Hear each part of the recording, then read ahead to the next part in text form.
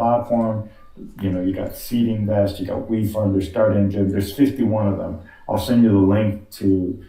We published all 51 of them.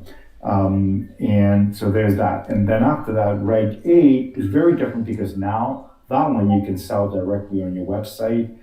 You don't need a platform, but it does require you to file a Form 1A with the SEC. You'll need legal fees, you'll need audit fees.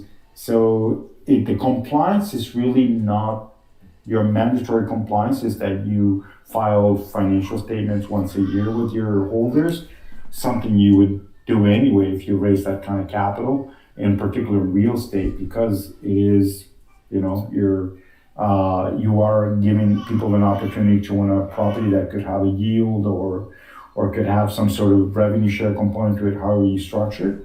And yeah, you could go through that stepstone. The other option you have is you could also do a Reg D, which is the accredited investor. For that, there's no filings to be done with the SEC or anything like that. The filings are done after the fact, after you raise the money, but now you are required to make sure that the individual you are selling it to, whether in the United States or in any other country, is a accredited investor. How stringent are the self-certification requirements? I mean, the individual, so depending. So on 506B, if you use that one, which is not general solicitation, it's not too bad because the individual investor. We have to have general solicitation. Okay, so 506C. So on 506C, then on that one, the investor does need to provide details. So in the United States, it's done by a third party. So basically, the investor needs to upload tax returns or some form that. Again, it's an accredited investor. This would not be new to them. It's more than them checking a box that says I'm accredited, though. Correct. Okay, correct. so that in other countries it's different. So, when you go to Canada, the investor just needs to provide a number of disclosures. He indicates there's no way for you to verify. In the United States, it is a requirement for you to verify who they are. Okay. Where if they are accredited, sorry. Yeah, and that's the conclusion that we reached as well. So we're pretty much thinking that Reg D is out altogether, just because of that accredited investor requirement. We haven't even really begun to test the waters, but we have just put our name out there without really talking about the project at all, and just having the presence of our name out there. We already have people inquiring, hey, what is this project about? How can I participate? So that level of interest is significant. I anticipate when we start doing some actual test the waters that will become even more substantial. We're working with Jumio for KYC. Do you guys provide a KYC component?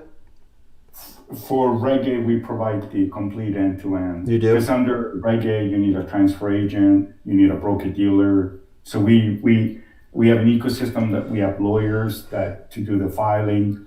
We have the broker-dealers who provide the compliance service. They typically charge 1% of the raise. Then we have the investor acquisition partners. So we have an ecosystem of about 45 different partners. They provide end-to-end solutions. So because we also provide a platform for you to manage the shareholders, along with us being the transfer agent, which is a regulatory requirement for Regulation A. So, but back in July of last year, Blockstack received their Reg A approval from the SEC, and they say that it took them a long time. I don't forget the amount of time, but more than a year and several $1 million to get their Reg A approval. Is that no longer the climate? For what they were asking for, we call it the action letter with no action letter.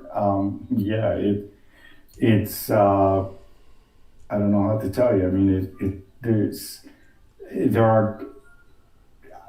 what they attempted to accomplish, the regulation already allowed. The whole thing is they wanted to make sure that it was on Ethereum. That was a big thing. But as it turns out, you still need a transfer agent. They didn't get a pass on that. But what ended up occurring is that they ended up getting this thing where the holders can buy these and trade them between themselves. But if they want to do anything outside of that, it still needs to come back to the transfer agent. It's still, so they bought into a two-step process, manual. We call it two sets of books of records. One that they hold and one that the transfer agent holds, and then one that a broker dealer holds. So the cost associated, that's what cost them $1.5 million in legal fees. Typical lawyers in Regulation A right now are charging between $20,000 to $60,000. That's why we don't run into those. Those are outliers. Like, I'm not really sure what you're trying to accomplish with your tokenization, but at Reg A, the investor gets a security that they can trade. That's it. Right, and if that security takes the form of a token on a blockchain, why does that make a difference? Or does it? It does under the SEC rules. It does. Okay, so and it makes a difference because if the security is not being, because the security requires a registered transfer agent, the transfer agents have to control the securities. So there are no wallets. So there's no wallets allowed in securities law. Okay, so right? do you guys have does your platform provide a solution for the general framework of what I'm trying to accomplish? Again, it depends. So what is the purpose of tokenization from your point of view? Why do you think it's something that you need? And believe me, we do it. We don't call it tokenization, we call it digital securities. I'm trying to understand what it is that you're doing, because two things you got to keep in the back of your mind right now. 2015, 2016, after 2018, anything that was being done then, those models are gone. Yeah, no, it was all garbage. Yeah. So if the idea is to provide somebody an ownership in an immutable form so they can then trade, regulation is the perfect regulation. Yeah, that's it. Yeah, that's pretty much it. So our intention on the front end, we want to do trying to not get lost too far in the weeds here. The important element is tokenization is important because that is the environment in which our target market is participating in, right? So just the mere fact of being tokenized and being a participant in that marketplace. Which market is that? Are you talking about the crypto market? Yeah, the crypto market. Yeah, so we haven't seen it. It's quite the opposite. Actually, I've done 5-6 real estate deals. They're abandoning that because they're not getting, like, when you're raising $1 million. So we're not a real estate deal. Earth is a medium of exchange. So we're creating a currency that is backed by ownership of the planet. So it's like how U.S. dollars used to be backed by gold, the gold standard, right? So we're creating a new currency that's backed by land.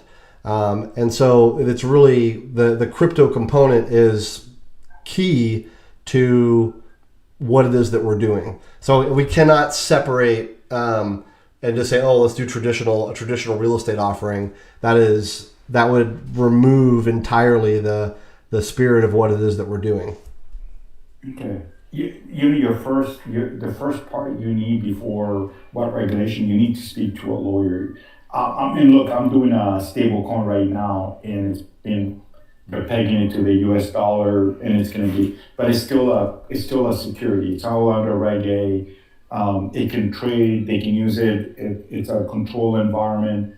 What you're talking about creating a coin, now you're talking about creating an not-for-profit organization. There are some lawyers who specialize in that, and they understand how to create these infrastructures because there's the private company, there's the foundation, So you'll notice with all the coins, it's always the foundation. There's a foundation, and usually they're in Switzerland or some jurisdiction in which it allows it. And then you, the party here, could be the management, and for that you're being paid. So there is a structure for that. I've seen it. And to that point, you could sell that as a new coin that is being pegged. So that's one option. The other option is the American model, which is where people follow Reg A and it becomes a stable coin. So, but I think the first, the first group you should speak to is a lawyer to kind of give you because they understand the crypto space, right? They understand this mix between crypto and securities, and they're not afraid to say, hey, you know what, we got to incorporate this in Gibraltar or in Malta. Do you follow? I deal more in securities law. So it's either Reg CF, Reg D, and Reg A. Right. And so when you bring a coin to this equation, it's a coin under Reg CF. So it may not do what you want it to do and what you may foresee. So but no matter what, you're going to need to raise some capital to get to this group as well. There's another group called CoinList. I don't know if you've heard of them. CoinList specializes in creating these kind of forms of securities, right? So it says here. It says here on your website that you're creating the world's first highly secure and permissioned blockchain ecosystem for fully compliant digital securities worldwide. Correct. Digital securities. So securities that are issued under securities law. So a coin is not issued under securities law unless it's a stable coin using Regulation 8. And when you say stable coin, do you understand what that means? And you're specifically referring to stable coins? In this context, it's a stable coin that is fully qualified by the SEC, that the company is pegging it to the US dollar, and that the coin can be used in a very confined environment. So in this environment, I can't share because it's not out yet, but so the idea is that the creators wanted to create a coin. It was originally called a coin, but the SEC said no. So that's what I'm saying. There's only two models that you can go with. You either go the coin path, which is you're going to create an entity offshore, both one for you to operate the business and the other one, the foundation, to own the coin. The coin could never be owned by a legal entity. Because you can't have decentralized coin when it's being centralized by an entity, a corporate entity. So it's actually created through a not-for-profit. So there's a lawyer that I can introduce you to from a law firm out of California. He specializes in this area. There's a few of them where you can have a conversation with them to see what path you should be taking. Because for you, it's not about the regulation, it's about what is the structure, right? We had another client called AK Coin or something like Acoin. He was doing it in Nigeria. Same problem you ran into. It was, I'm going to put this in my private company. Well, that's not what a coin is. The whole idea of decentralization in coin is that what people mix up, well, look at Ripple. No, look at Ripple. Ripple is a foundation. It created a separate legal entity. It's called Ripple Corp. Ripple Corp is what operates it. The foundation pays it. That's how it works. Yeah, the first line in our white paper is Earth is not a company. There is no corporation or CEO. So we understand that, and that's what we're trying to accomplish. But what I'm reading from you is that there is no path, short of a stable coin, there is no path that allows for a Regulation A compliant offering where it's a token, because it doesn't meet the standard of security. To issue a token in this, again, define the token. The token will do what? What will the token do? You want it to trade, right? Yeah, I want it to trade, and it'll vote. There'll be That's where, yeah, we do that every day, but we don't call it a token. Okay. What do you call it? You said We call it digital a securities. digital Because you security. got to understand the SEC and the digital securities can only trade in regulated secondary ATSs in the United States, which they exist. So it's a fully, so yes, you can issue it to the investor. Yes, it can trade after the fact. Yes. So But that's what I say. Define a token where will it trade? there are 22 regulated ATSs in the United States registered. So it's not up to the you have to apply to these platforms to see if they will let you trade. Right. And you can go to T0, you can go to Open Finance, you can go. So it really, so first they wait until you're done the offering. So the old way was, oh, you got to get your secondary market. Not anymore. I mean, now it's about get your primary raise done first, and then they'll talk to you, right? Because every one of them wants to make sure that, okay, good, you did your 50 million. Okay, let's go. Now we can talk about potentially onboarding you, because that's where they're at now. They need clients to onboard. You need to finish your primary capital raise before you can go to that stage. I understand. Well, we have capital. What we don't have is a path to billions, and so that's the path that we're trying to forge. So what? So a digital security with CoreConnex. Can you provide me? And it doesn't need to be right now, but can you provide me with a workflow or some type of onboarding path of what that would look like, and that way I can evaluate whether or not this would be a path that would make sense for us. My main concern with the digital security path with CoreConnex is the trading component, because I think our marketplace is going to be,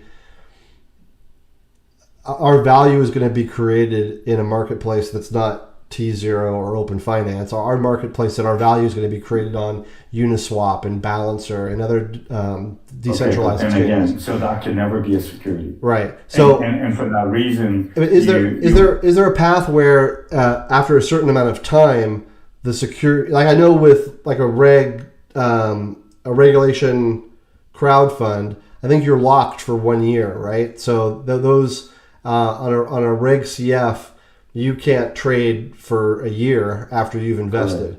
Correct. Is there something with Reg A Plus and a digital security where after a certain amount of time it ceases to be a security and can go? No, this is forever.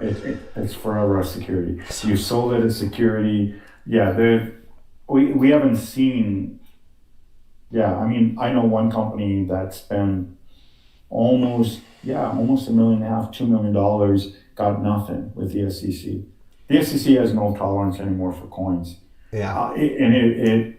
That's why I say anybody who does go that path, we already know. We call it the no action letter with no action. Meaning you could have done it cheaper and you wanted to have this token. As I said, there is a way to do a coin. It's just that to do that, it's a different frontier. Yeah, it's a digital security, and all the trading has to be done with these regulated entities. Yeah, if you do that, or the other route is you go offshore, you work with a lawyer to create that mechanism where you need it in Switzerland to create the foundation and to be able to then deploy a way of selling these tokens where they can trade in these environments that you're talking about.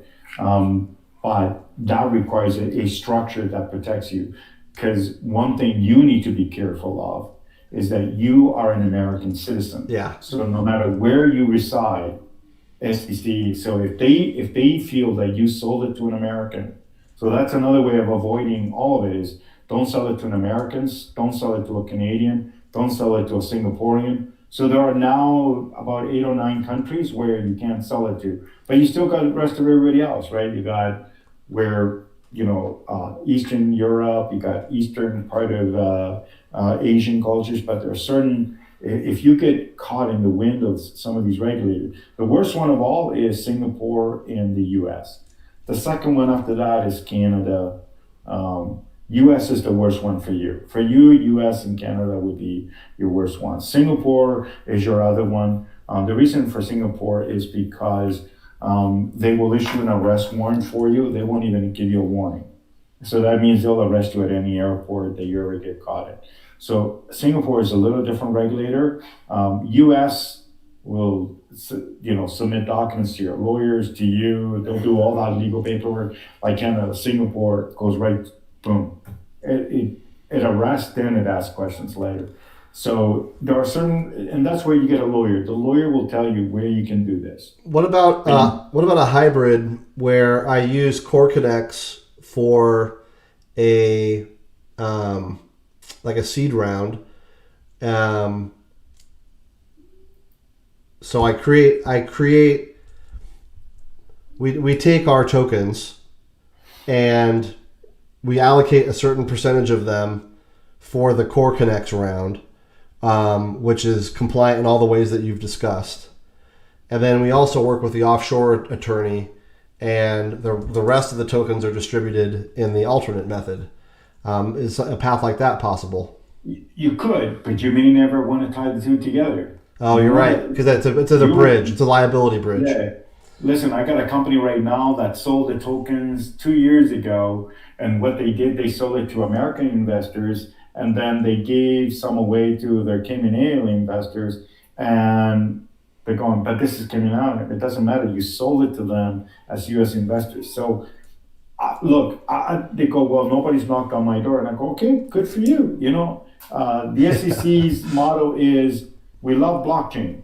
And people go, how can that be? They love it. It's the reason why nothing ever ends up in court is because the chain tells you everything. It's immutable. The proof of evidence is right there. You cannot deny what you've done. You've raised this. It's in the public chain. So be careful what you wish for. So Steve, it sounds like what you may need, and a lot of these lawyers will give you an hour of their time to kind of hear you out and listen to the plan, what you're trying, and they could probably give you a roadmap that you could live with that will help you understand to accomplish your goals.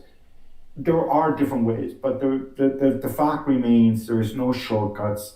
And two, that depending which route you take, like if you take the other route, the coin route, you really got to make every effort to stay out of this country. You make sure it never ever touches an American. Nobody.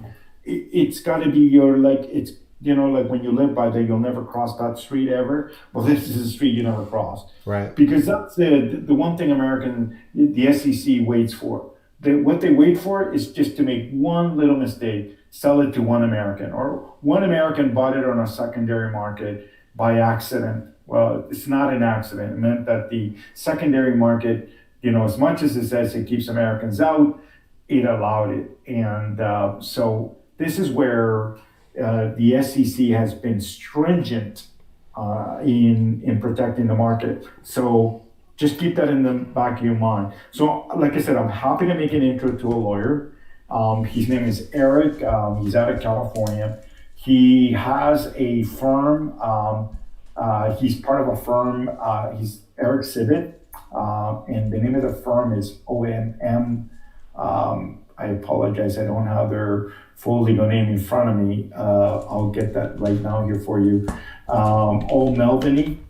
And they specialize in crypto, right? So this is a firm that's special. So you're not the first one. There's still people out there, Steve, that are trying to, figure out, how to do this. There's still people trying to do coins and stable coins and stuff like that. It's just that there's just going to be different models. And yours, I think you need to get a legal component first, and that will make the smooth sailing for you going next. You'll know exactly which route to take and why you're taking it, and that way you're not stepping into stuff where it's going to get you into trouble. Okay, I appreciate that. Eric Sibit was his name? Yeah. I'm doing the intro right now. So great. I'm sending the two of you schedule a call with him, and and walk them through this is what Earth is. This is the reason for our token. The token, we wanted to do this, and we wanted to trade this. What path should I take for my legal to get to there? And Okay. it's different than taking you to a regular lawyer who'll say, because they only deal with securities law. You need something outside of that and to get some advice so you can then ground yourself and say, okay, if I go this path, I need this. If I go this path, I do that. Right And on. that's it. All right. Anything you need, you pay me back. All right? That sounds good. Can I buy you a steak lunch or something? Anytime. Where are you based? We're out of California and offices in Idaho. Oh, nice. Of course, anytime. Once COVID-19 is done, always happy to meet fellow entrepreneurs. I'll Sounds send good. this to you, and then I'll follow up in a couple of weeks just in case I haven't heard from you, okay? Thank you so much. You're very welcome. All right, bye-bye now.